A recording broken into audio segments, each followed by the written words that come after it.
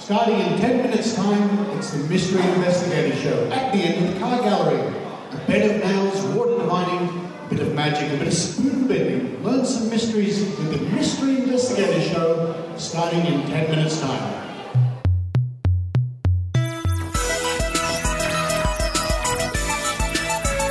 Welcome to the Skeptic Zone, the podcast from Australia for science and reason.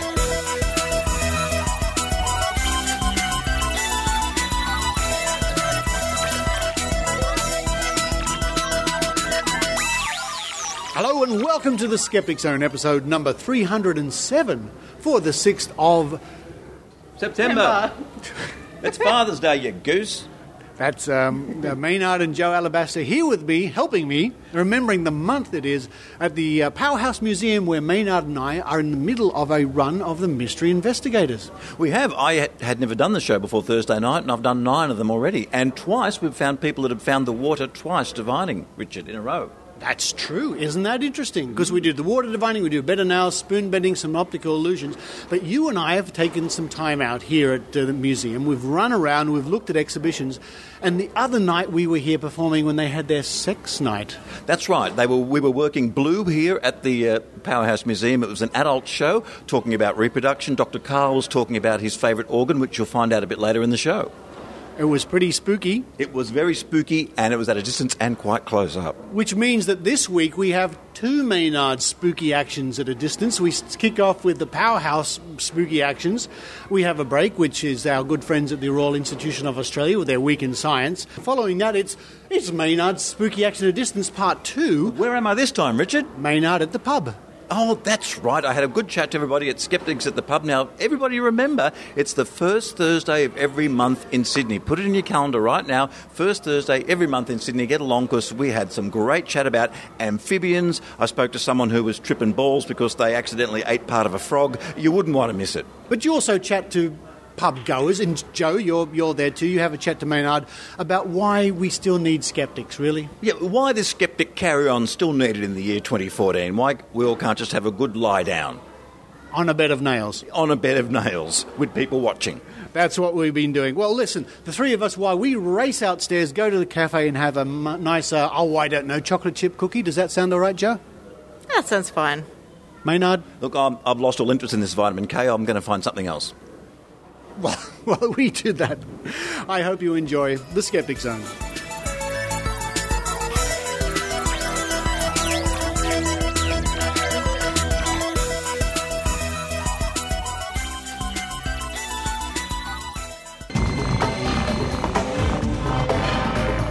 Here's Maynard's spooky action at a distance. I'm sitting with Tilly here in the exciting hall of Kung Fu Lego. I call it Kung Fu Lego because children can build houses here at the Powerhouse out of Lego-type substances and then Kung Fu it down and have a great time. Tilly, what are you doing here? What are you doing here? What am I doing? I'm causing trouble wherever possible and guiding people to it as well. And what's your role here at the Powerhouse? I'm the education manager here at the museum, and I'm also deeply involved with the Ultimo Science Festival, which is happening right now. Okay. Whatever happened to the Chippendale Science Festival? It used to be really quite highly regarded, but it just disappeared. And the Newtown Science Festival's right out of the park. You don't hear about that at all. No, we had them both killed off, actually. Fair enough, then. Yeah. So, what's been the highlight so far? We are only on Saturday. Goodness me. I would say, there's so many. It's hard. We had the science of sex on Friday night, which you were at as well, of course. It was, yeah. I thought it was the science of sexting, in which case I thought correct spelling was the important thing. But no, Dr. Carl was telling about his favourite organ, which was the uterus. The uterus is a fascinating creature, if I may say, within a female. It does the most amazing things. It's so adaptable, much like women themselves, I'll have you know. Look, see, that's good. Power is it? And tell us, did anything? So there was stuff you could get out on that night that you wouldn't normally get out because it was an adult show. It was indeed. A lot of the things happening in the Ultimo Science Festival, we have quite a number of adults-only events as well as family events. So happening right now at the museum on Saturday and Sunday is the Family Science Weekend. And that's where we basically have taken over the whole museum with hands-on science exhibits, shows like the Mystery Investigators. The building is full of science communicators. That's right.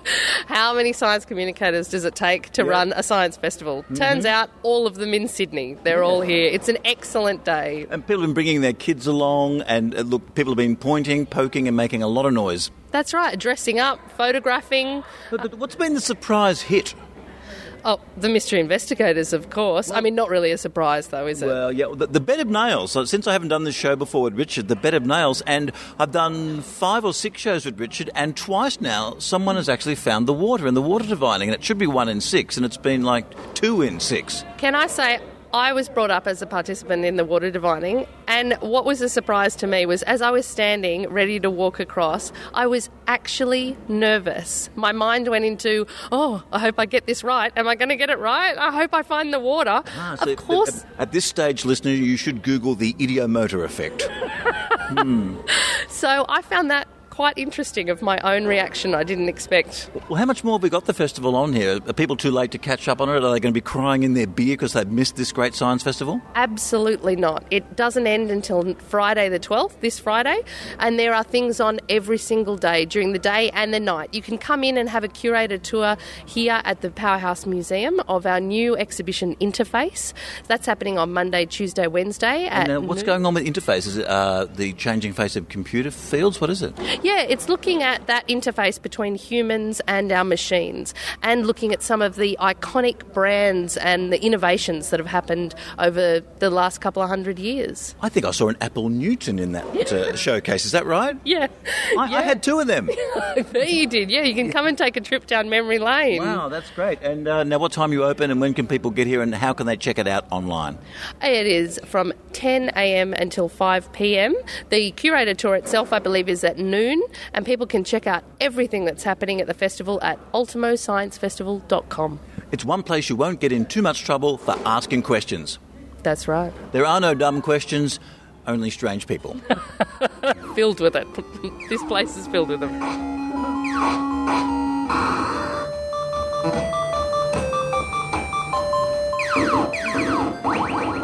Look, we're here at the Powerhouse Museum demonstrating some science for their Sex and Science Night. What are you here for, you perv? To learn about sex. Well, what's your favourite organ? I mean, Dr. Carl's going to be talking about the uterus. What have you got going? I think the uterus is actually quite a good one. It's where we all come from. Yeah, it's pretty hard to beat. And what's your name, sir? Lachlan. And you're going to tell us a story that could be a bit spooky or it could just be an example of big data in effect. It could be, yes. Listening to one of your interviews quite some time ago, waiting at the station, and who got off the train? It was you. Was it definitely me? It was definitely you, yes. Absolutely undeniable. I was affecting that Maynard. I don't know really what I'm doing on public transport. Look. Unless it was your evil twin. Oh, well, look, he gets around and frankly, he's got a better job than I've ever had. Oh, you got quite a distinctive face, and I mean that in a good way. Oh, okay. I love you in the good way there. Well, that's great. That's amazing. Now, that is what do they call it? The law of large numbers, I believe, is what they say is coincidence. Yes, every day I catch that train. So, inevitable that you would at least be on that train at least once. Well, although I rarely go to Wynyard Station. You'd normally find me hopping off somewhere at Central or maybe in the Hunter, but rarely at Wynyard. So that is statistically unlikely, but not impossible. It's plausible. And you are only one of the 3 listeners to the show, too, so that's a fairly low number. Oh, don't say that. No, I know at least 3 people who do listen to it. So well, we just doubled there. Well, you have fun and don't heckle Dr. Carl. I'll try not to. Because his comebacks will cut you. Oh, yeah, that's true. I'll avoid him. Thank you very much.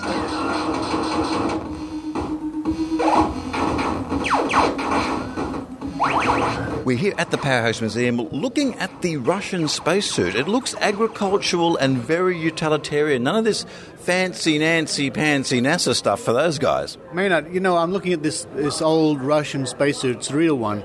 And it's just struck me, how can something space-aged look antiquated? It's insane. I mean, it really does look like an old-fashioned spacesuit, but that sounds like a contradiction.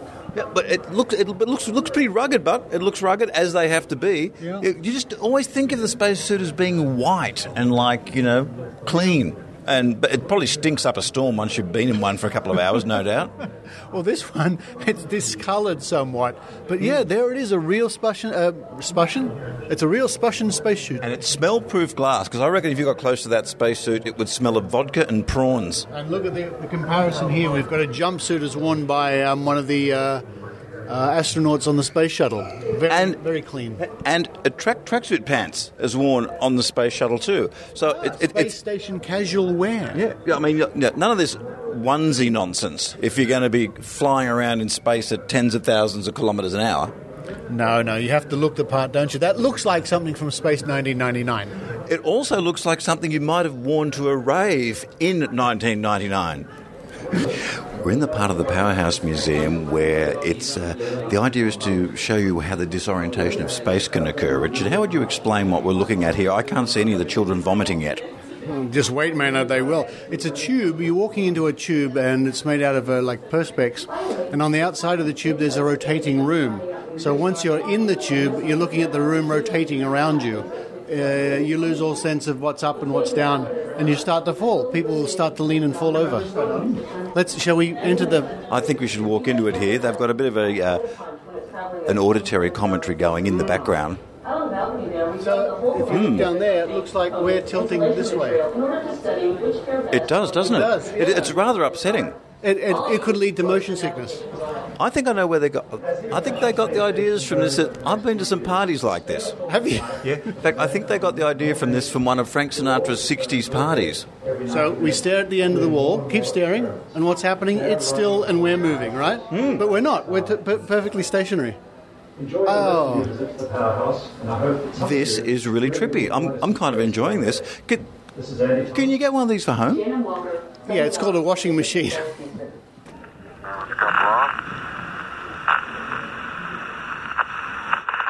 quiet ride. There's that one crater on there. 1,000 feet high, 80 feet per second vertical rise. That's the Apollo 11 moon landing. That reminds me, we must talk to our aero engineer friend that we had on a few months back who helped design the low fuel warning for the Apollo capsule, among other things. But yeah, going into space is a fairly risky business, and when you're there, I believe one of the advice that you, as we have said on previous episodes, you're not a real astronaut until you've used the space toilet, if you're on the space station. And of course, I imagine that they would not put brown M&Ms in their M&M pack, because with what's going on in space, a weightless brown M&M may not be a brown M&M. You'd want to be careful. Yeah. I think they request green ones. I would request green. Look at this. Here's a picture taken on the Apollo 11 mission. It's Buzz Aldrin. It does look so much like a set, I've got to say. It does. But if you notice in his visor, that is Neil Armstrong. And I think, if memory serves, that's the only photograph of Neil Armstrong on the moon. That one, right there. Because he got the camera. He got the Hasselblad. Yeah, great cameras, absolutely. And look at the quality of this photograph. It's just amazing. Just amazing. Well, I do believe it was a 2¼ square negative. And so part of the moon landing hoax theory is that the photos are so good and they are so well composed, considering that Neil couldn't look through the viewfinder. He had to shoot from the hip because it was attached to him. He did a pretty good job, but look, no stars. Oh, no stars. And now, what is the reason that we give for that? It's a reflection of the moon, the sunlight on the moon, and that black... Yeah, well, what's the reason? I think from memory, partly because it's daylight. It's daytime on the moon. And the cameras weren't there to photograph stars. They were calibrated for photographing the train and people. Yeah, that's just a touch convenient, but isn't it, really? Really. Well, next time I go to the moon, Maynard, I'll try it out for myself. We're in a hurry here. Come on. Thank you. Don't you hate it when people make that noise next to you and the light's still red?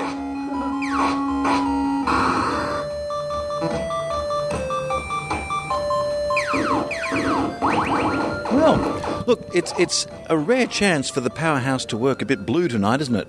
It is indeed. We are a family museum, and I think this is an adults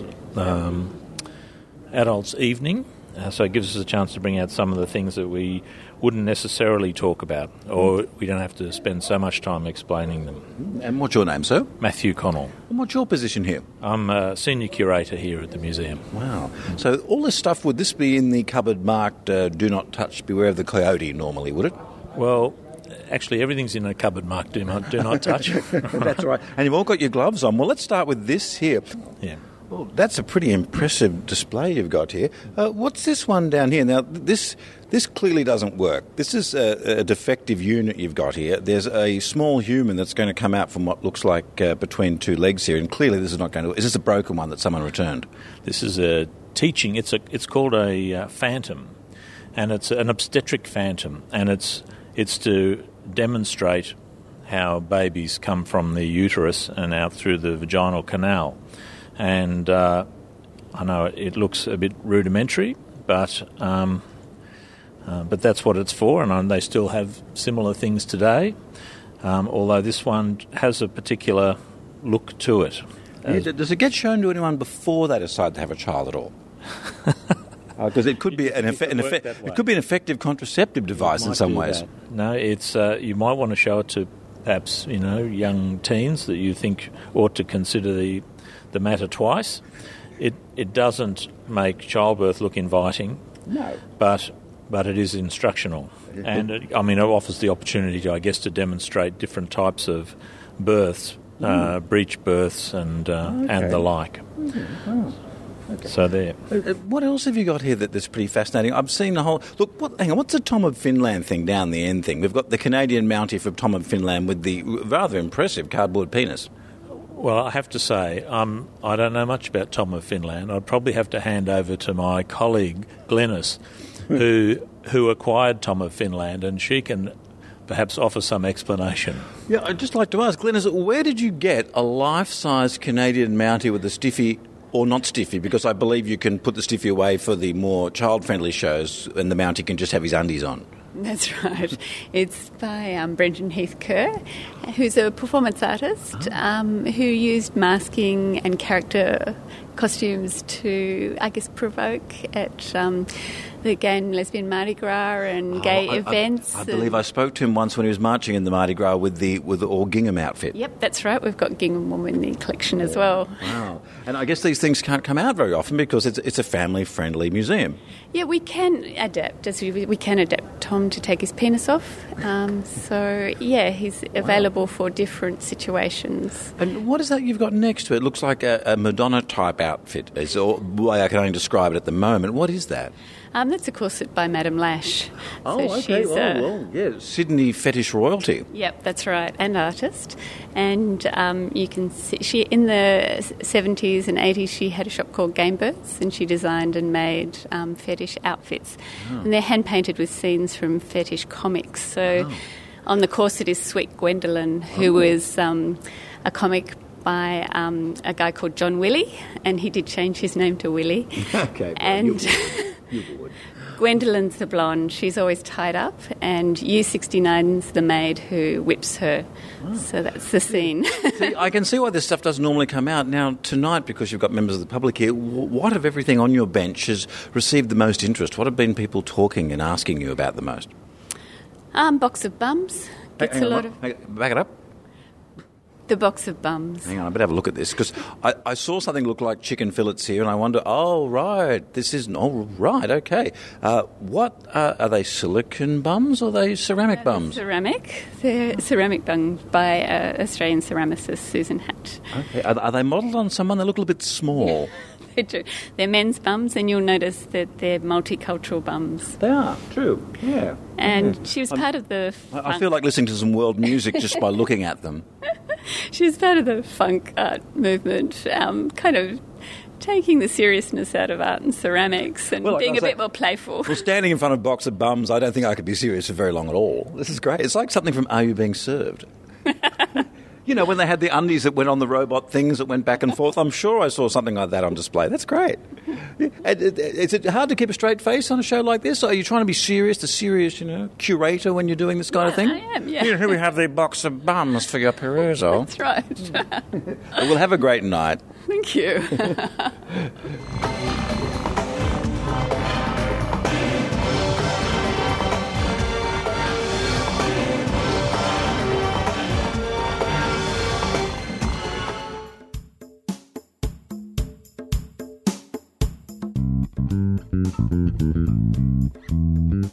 Hey, this is Jay Novella from the Skeptic's Guide to the Universe podcast.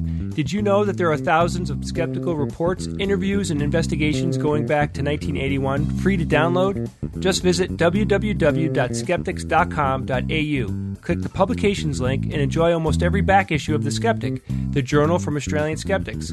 You can also subscribe online and get the latest digital or hard copy of this, the world's second oldest skeptical magazine. That's www.skeptics.com.au or just Google Australian Skeptics.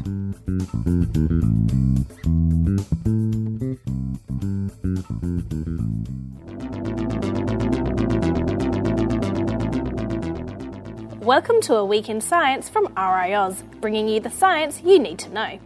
Do you ever see your cat or dog staring at something invisible? It's pretty creepy, but it made me wonder if animals can actually see things that we can't.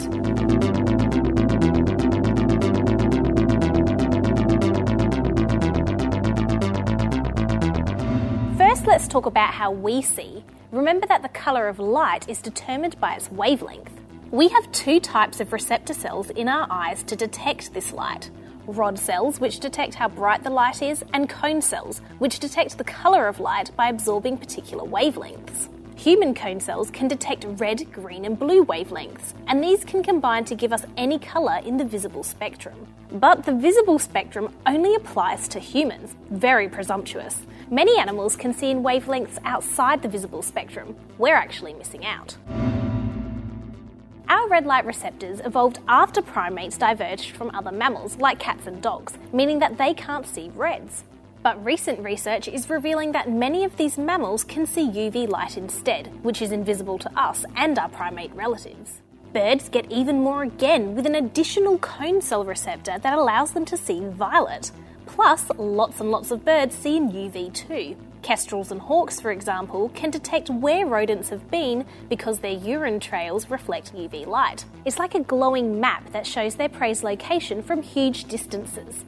Butterflies and bees also detect UV, allowing them to see patterns on flowers that look plain yellow or white to us, directing them straight to the juicy nectar or pollen. And now, 4 fast facts about animal vision. While cats can't see red, they do have more rod receptors than us, meaning they're more sensitive to light and can see better than us when it's dark. Vipers, pythons and boas have pits on their face containing membranes that detect long infrared wavelengths, more commonly known as heat, letting them detect warm bodies up to 1 metre away. Snow reflects UV light, while white fur doesn't. So, seeing in the UV is pretty helpful if you have a white polar bear stalking you, which would be almost invisible to our eyes. And while animals often see a more colourful world, it can also be a bit fuzzy, whereas humans see incredibly clearly. That's it for this week in science. For more information on how animals see the world, go to the RiAus website, riaus.org.au. Follow us on Twitter at RiAus and like us on Facebook. I'm Kieran Groom, and we'll catch you next week.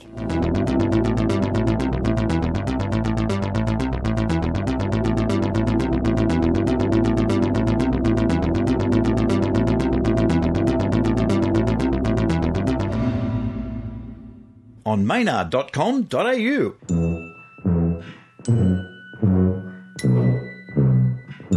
AU. It's Tim Ferguson and Maynard here with Bunga Bunga. Episode 6. Great new theme song we got there, Tim. Great new theme song. Very happy with the new theme song. Bunga Bunga Island is the place where we decide who stays, who goes, what's hot, what's hotter, what's yellow. I mean, just really, what really is yellow, empirically? We'll answer all of these questions and yours right here on Bunga Bunga. Here's Maynard's spooky action at a distance. Look, a lot of people wander through life and they want to know, what's the point? Why am I doing this? Should I really be here? Why shouldn't I just be under the blanket at home asleep? Well, that's kind of what I'm going to be asking the bunch of people here at Skeptics at the Pub, at Sydney Skeptics at the Pub. We've got lots of people here tonight. We've got Jo. Hello, Jo. How are you? Hello, Maynard. I'm great. How are you? Oh, pretty good. I've been asking people pretty much is what's the point of being a skeptic now? Why continue to be a skeptic? Why is there still a need to be one? Because, frankly, and with my greatest apologies to Richard here, because you might have to put a beep in, there's a lot of out there. There is. You reckon people are making stuff up still? You think people are still making stuff up, Jo? They're making stuff up and they're believing it sometimes. Yes. Okay. And what's the one you fight personally? You think the big one? My big one does tend to be the anti-vaccination movement, I'll say, but I tend to get pulled into anything health-related. That's where I really get frustrated and a bit passionate, yes. Okay. And we've got Peter over here, Mr. Ratbag. Now, why should we continue to be skeptics when we could be doing something else involving a pool and drinks? Well, I think I can still fit the pool and drinks in around the scepticism. Oh, I see. Good point, sir. The saddest book I've ever read in my life is Fads and Fallacies by Martin Gardner. It was published in 1952. Well, parts of Catch-22 are pretty sad. Yeah. But why this is sad, it was published in 1952, and you read it and it reads like today. Almost nothing in it has gone away. And so I don't think there'll ever be a time when scepticism runs out of things to do and things to worry about. Although back then you might have had a bit more of the phrenology where the bumps on the head. You might have had more of that then. A lot of the stuff in that book is about religion, about health, about medical things. Some of that stuff has been around forever and it just never goes away. Is there any new sort of woo that's come in lately that you're going, well, there's a new one, or you reckon you've seen it all? Oh, I think that the woo people are enormously imaginative and creative. And something that didn't exist 20 years ago is, of course, wind farm syndrome, where people can invent these new diseases that come along. We've never heard of these things before, but suddenly they're there, and immediately there's a massive cures for them as well.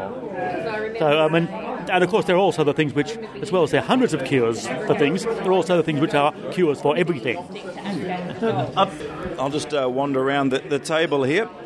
Oh, how are you? Hello. Now, look, why do you think we should still be skeptics here? Like, you're an engineer with a bit of physics action going on there, and you talk about the three-legged stool a lot. Why should we still be skeptics? Okay, well, I think the main reason is so we can have an enjoyable evening out among friends with no delusions. I see. Right, fair enough. Everything has to be supported by evidence. That's right. At least no delusions about the paranormal. What is the thing that you've encountered lately that has been pretty woo-filled? Okay, well, there's one that we looked at, which was the ability to bug conversations using a very high-resolution camera that can even pick up the vibrations on a piece of paper. Yes, yes, this story came out a little while ago. We're looking at a camera that's going a couple of hundreds of thousand frames a second, isn't it? Oh, yes.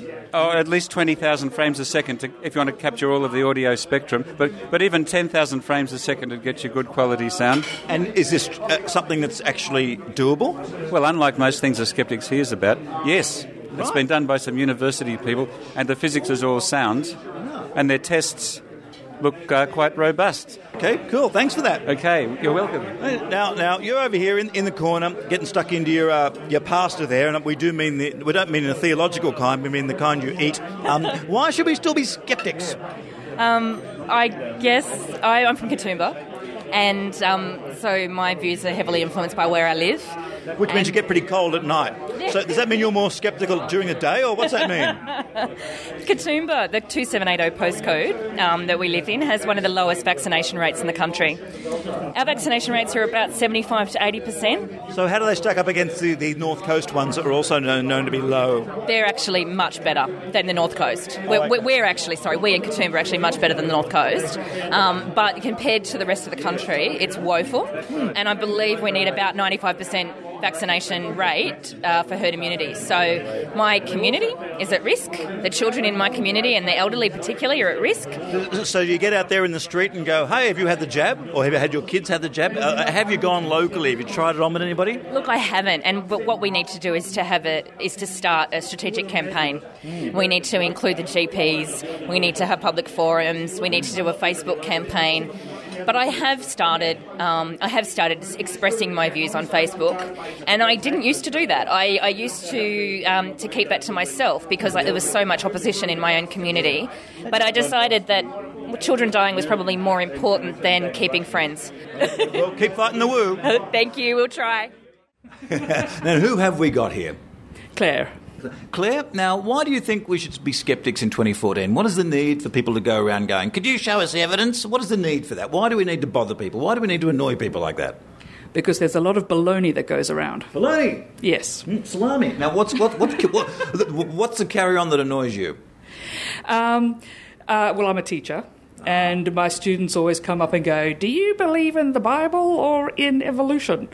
And we have a brilliant lesson, absolutely brilliant lesson about how our brains are really fitted for storytelling and for, investigating the world in a way that allowed our ancestors to survive.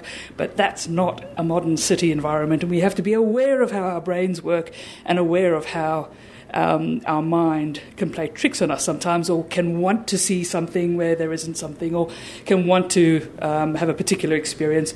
And in the modern city world, we really have to be aware of how we function as human beings in that world. Are you working with primary school kids or high school kids? High school kids. Kids who are troubled, who have discipline problems, behaviour problems. They're kids who are on the real edge, the coal face. So there's no BS, because they are better at BS than you are. So you have to... Does this make them more predisposed to believing woo, or less, because they've got a bit more of a gritty, but both sides of life sort of aspect? Both. They're more exposed because they want anything, and they don't have anything, and so anything that sounds good they want to grab onto, but also their BS meter is highly attuned, so you just point out to them slightly one aspect of something that doesn't make sense, and they understand it. And what's your favourite subject to teach too? Is there one aspect of science that you like getting over to the kids, or is it more a philosophical, critical thinking thing you're trying to push? Well, my original training is in the fine arts. I don't have science training, I have science interest. And I started out being an art teacher who then went out and did science talks and things about dinosaurs and so on. And then I got this job at this school, and my predilection for being very excited about something I'm interested in then, makes it a good thing in my school, because, I put over a sense of excitement and interest in whatever it is that I'm doing. So the kids pick up on that. Well, look, I think we're going to talk to you again because you've got lots of stories. Yeah. Great. Thank you. That's great. Well, I've just learned a lot of things I didn't know. We've got someone here who has been at university for longer than the day I was there. We have someone who has slept with frogs and has been tripping balls from frogs, Dr. Jodi Rowley. Have I got the name correct? Rowley, yeah. I've not heard that introduction before, though. That's a good one. Well, but those things are true. You've had, wow, that's such a great frog. I've got to keep it here in my sleeping bag. I have. I didn't want to lose it, so I had to sort of keep it in the sleeping bag next to me in the plastic bag to make sure it didn't get away. That's great. So, which is much better than kissing a frog, as you said. Well, I'm happy to do both. Frogs are amazing. Which you've done by proxy. Now, what's this story about you eating lollies and tripping and having audio hallucinations? Because that's somewhere I want to go. Oh, that was back in the day, and I definitely don't recommend it. We were measuring a bunch of frogs, and I was also eating lollies at the same time. And then there was this... I would have thought that would not have been a good thing to do. At 2 or 3 o'clock in the morning, you've got to have something to keep you awake, and so I was eating sugar, and then for about another 10 hours later, I could hear frogs everywhere. So I'm not sure, but there was just frogs calling everywhere. And one of my friends later told me that apparently auditory hallucinations are more common than visual. I don't know about this. Right. And yes, because people are supposed to lick toads and have all sorts of trip. And the reason that you would have a weird reaction from licking a toad is not necessarily because of a hallucinogenic property, but because of anything can live on them. Is that right?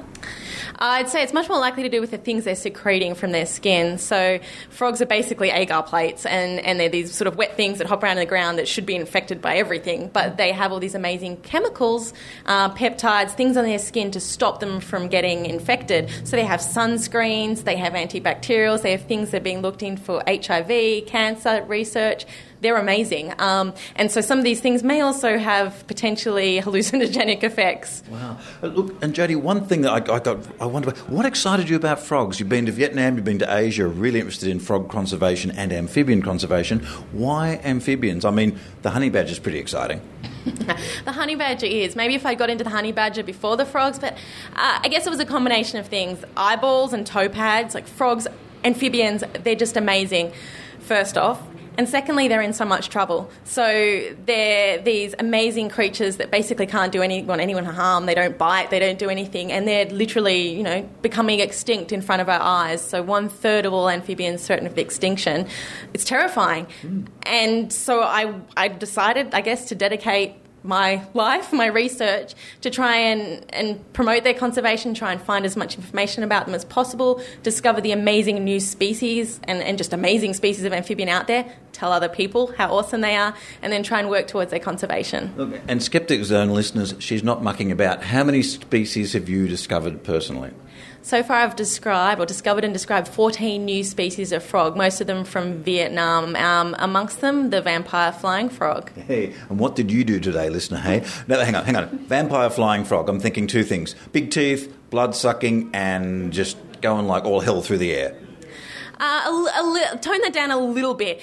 Well, you named it. Well, a brick red frog with big hands and webbing on the hands and feet that it uses to glide from the trees, so it's adapted for life in the trees. About 5 centimetres big, sit comfortably on the palm of your hand, totally friendly, no problems there.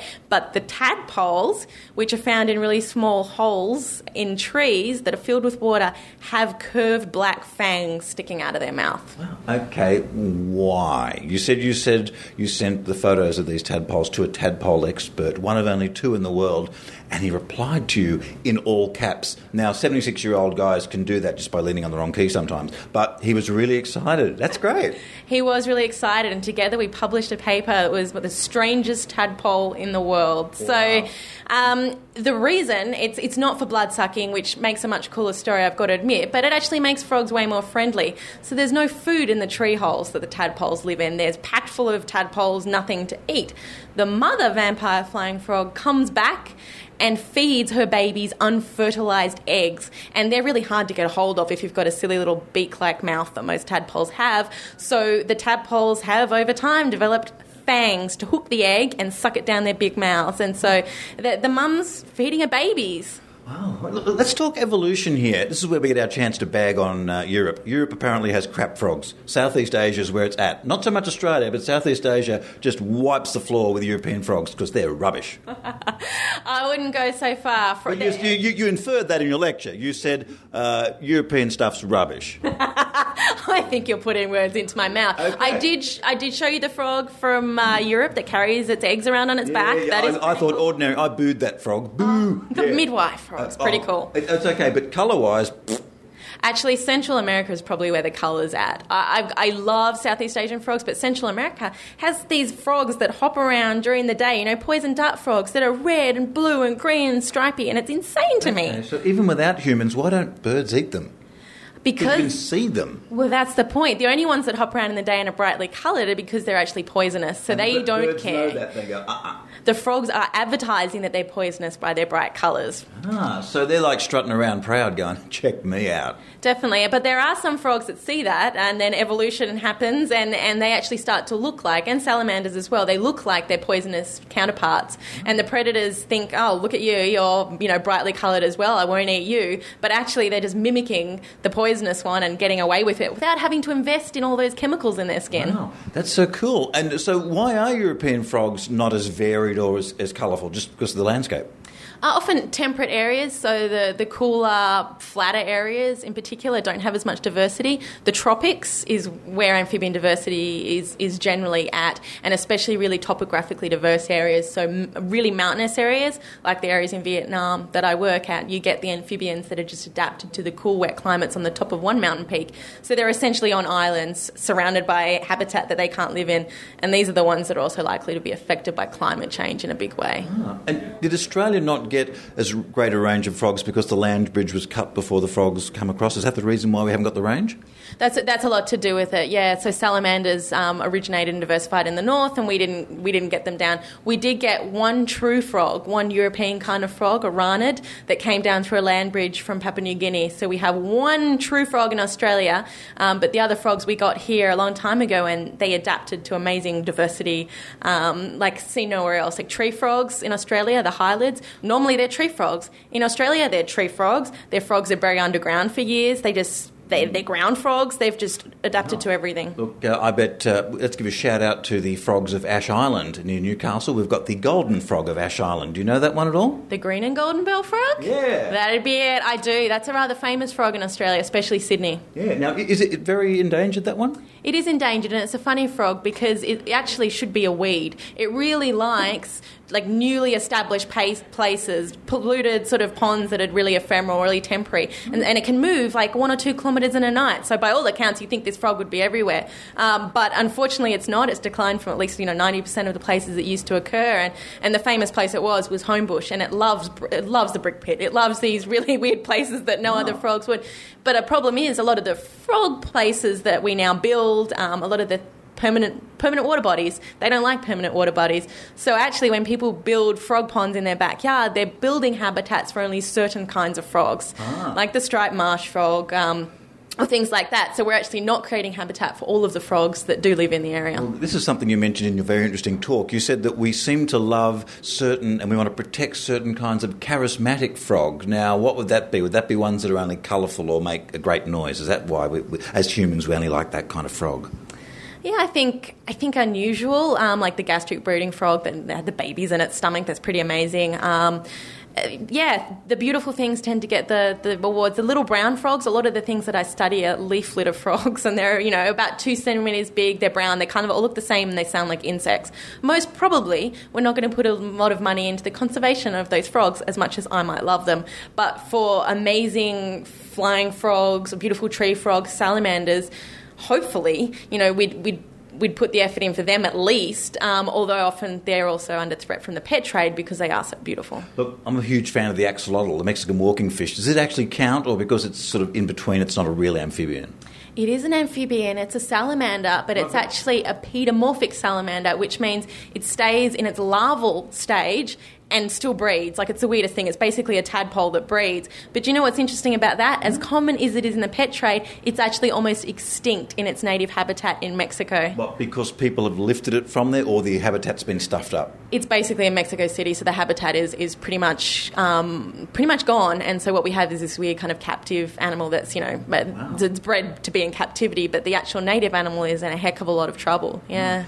You've actually eaten frog too, because you get pretty hungry. What's it taste like? And I guess you wouldn't recommend we all do this, because a cane toad, you don't eat them. You're really picking parts of the talk. Yes, I have eaten frogs. It's called confirmation bias, I think.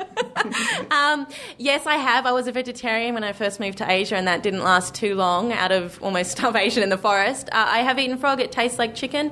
Probably, that's what everyone says everything pretty much tastes like that's not a normal kind of animal that we eat. But it's a really important source of protein for a lot of Southeast Asia and a lot of countries around the world. And in a lot of places it's quite sustainable because frogs can breed into large numbers, so rice paddy frogs and things, but it becomes to where they're being harvested from patches of forest and things that we start worrying about whether the frogs are only a small area or really being affected. Now, of course, you were talking about conservation. If we were interested in conservation of amphibians in Australia and elsewhere in the world, where should we go to have a look and learn about this and maybe give up some cash?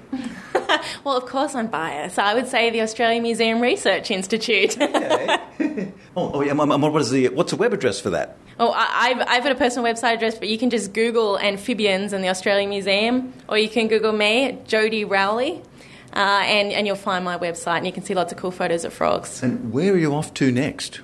Vietnam, of course. Okay. You said that, look, there's things in your talk that I really picked up on. Canopy frogs. Now, these are frogs that live, 40 feet in the air for all of their life. How are we ever going to find them? Because you won't go up there, and I don't blame you. Usually, actually, this is not entirely true. I'm not sure, but I was going to say that most frogs would have to come to the ground at some stage, but that might not be true. We wouldn't know. The thing is, if they're calling, we might get really creative and we might get up there. And actually, I've had local guys working with me in the area that have gone climbing up trees looking for things. I'm a wuss when it comes to heights. I'm not the person that you would traditionally think of climbing mountains in Vietnam. I have some really amazing students and colleagues that will tell me which way to walk when we're scaling waterfalls, and I start freaking out. You did mention you're an only child, and your mum would be a bit upset if she knew what you were doing in those rainforests high up.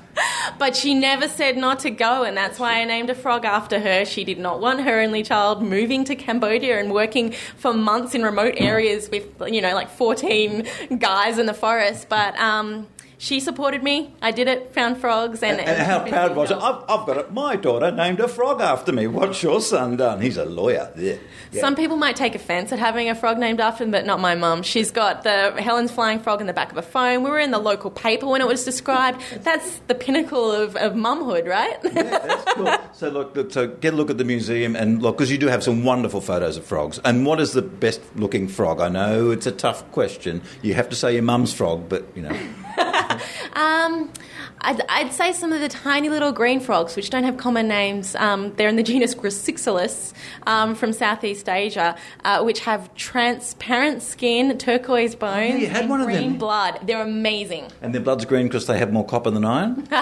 It's called biliverdin. It's a bile pigment, I think. I'm not entirely sure why that some animals have this. There are a few lizards and things like that, but it's pretty bizarre to have green blood. Look, thank you for a fascinating talk tonight, and never let anyone, I know you tell you, listener, that frogs or amphibians are dull. Never. Thank you very much.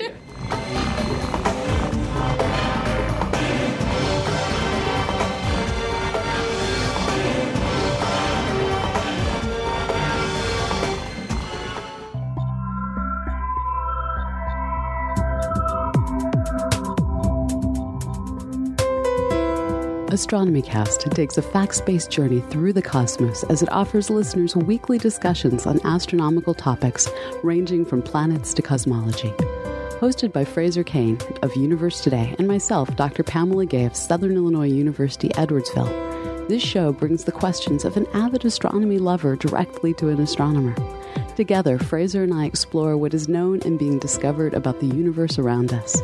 Join us each week as we take a facts-based journey through the cosmos at astronomycast.com.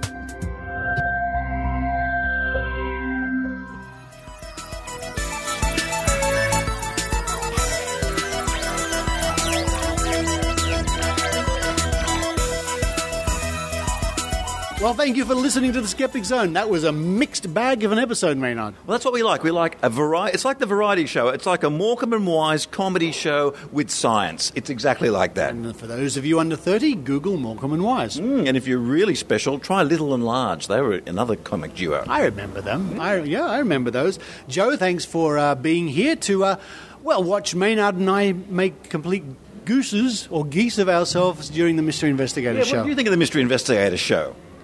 Very goose-like. I recommend it. Very goose-like, Maynard. That's the highest compliment we've had, I think. Look, in this white lab coat, I do look a lot like someone from the Ponds Institute, and I quite like that.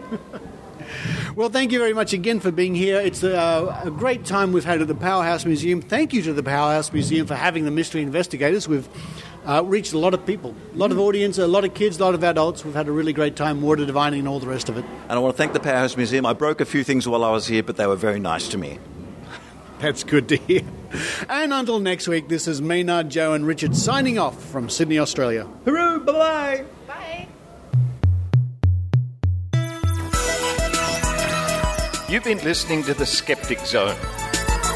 Visit our website at www.skepticzone.tv for comments, contacts and extra video reports.